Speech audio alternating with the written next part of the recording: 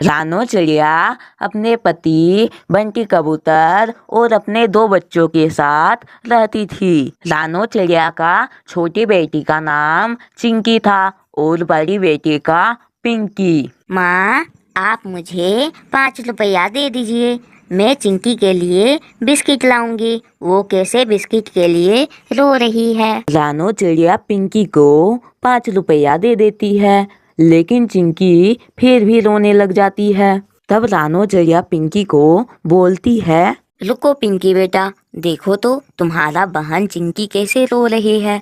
तुम उसे भी अपने साथ दुकान ले जाओ। ठीक है माँ। इतना बोलकर पिंकी चिड़िया अपना बहन चिंकी के साथ दुकान चली जाती है। तभी रानो चिड़िया के घर में बाजू चील आते हैं और बाजू चील रानो चिड़िया को और बंटी कबूतर को मार देते हैं और उसका आधा आधा शरीर खा जाते हैं। उसके बाद बाजू चील वहाँ से चला जाता है। कुछ देर बाद पिंकी चिड़िया अपने बहन चिंकी को लेकर अपने घर आती है। पिंकी चिड़िया अपने मम्मी पापा का ऐसा हालत देखकर बहुत जोरों से चिल्लाती है, हे भगवान, मेरा मम्मी पापा का ये हालत किसने की।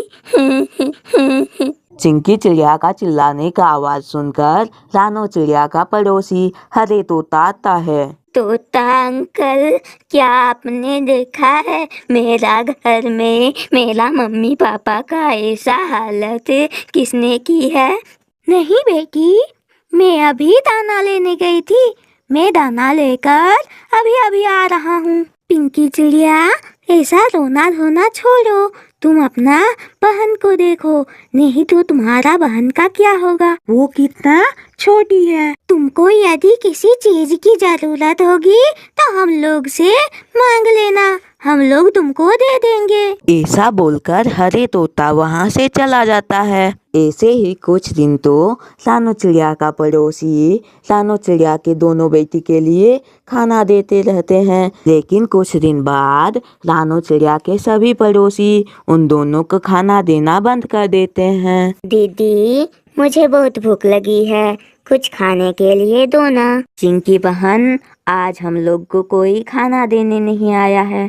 रुको, मैं अभी किसी से खाना मांग कर लाती हूँ। इतना बोलकर पिंकी चिड़िया सबसे पहले हरे तोते के घर जाती है और उससे खाना मांगती है, लेकिन हरे तोते उसे खाना नहीं देता है और वहाँ से भगा देता है। ऐसे ही पिंकी चिड़िया अपने आसपास के घरों में खाना मांगती है, लेकिन पिंकी चिड़िया को कोई भी खाना नहीं देता। तब पिंकी चिड़िया एक पेड़ के नीचे उदास होकर बैठ जाती है। तभी उसी रास्ते से पिंकी चिड़िया का दोस्त कालू कौवा गुजर रहा था। पिंकी चिड़िया, तुम यहाँ क्या कर रही हो? तब पिंकी अपना दोस्त कालू को सारी बात बताती है। क्या पिंकी चिड़िया, इतना सब कुछ हो गया और तुमने मुझे नहीं बताया? अच्छा छोड़ो, और ये लो कुछ पैसे, तुम और तुम्हारा बहन कुछ खा लेना।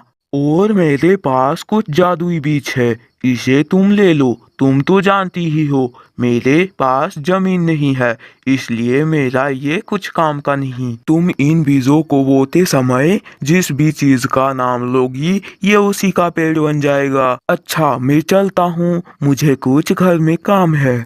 कालू भैया, आपका बहुत बहुत धन्यवाद। जिसके बाद कालू कौवा वहाँ से चला जाता है और पिंकी चिड़िया भी दुकान चली जाती है। दुकान से वो खूब सारा खाने का सामान घर ले जाती है और अपने बहन के साथ खाती है और अपने बहन के साथ खेत में चली जाती है और उन बीजों को लगा देती है कि तभी चिंकी गलती से अंडा बोल देती है, जिसके बाद वो दोनों घर चले जाते हैं।